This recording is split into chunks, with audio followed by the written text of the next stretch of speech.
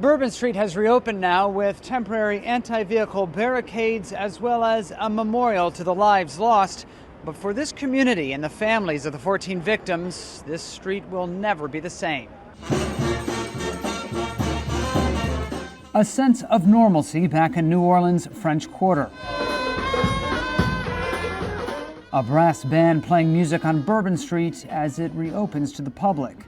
But for the 14 victims no longer able to hear the familiar sounds of the city, 14 flowers beneath Mardi Gras beads and a cross at the head of Bourbon Street, where a truck driver began running over people New Year's Day.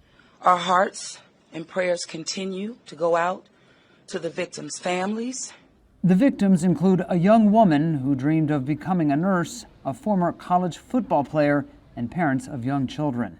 Always smiling, just a pure person, good, pure-hearted person.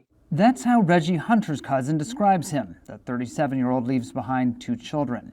25-year-old Matthew Tenadori's parents pleaded with him not to go to New Orleans that night. I said, son, please don't go. It's dangerous over there.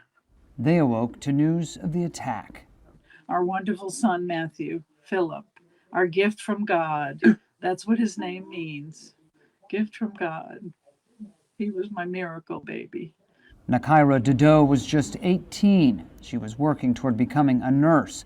Her friend says she could cheer up anyone. Everybody loved her. She was just so bubbly, so eccentric, just a light to be around. 27-year-old Tiger Besh was a former college football player. His brother says he was his best friend. My role model, looked up to him, inspired me to do, everything I've done in this life. God was calling him home to heaven. Another victim of senseless terror and tragedy. To all the families of those who were killed, to all those who are injured, to all the people of New Orleans who are grieving today, I want you to know, I grieve with you. Our nation grieves with you. We're going to stand with you as you mourn and as you heal in the weeks to come. Patrick Terpstra, Scripps News, New Orleans.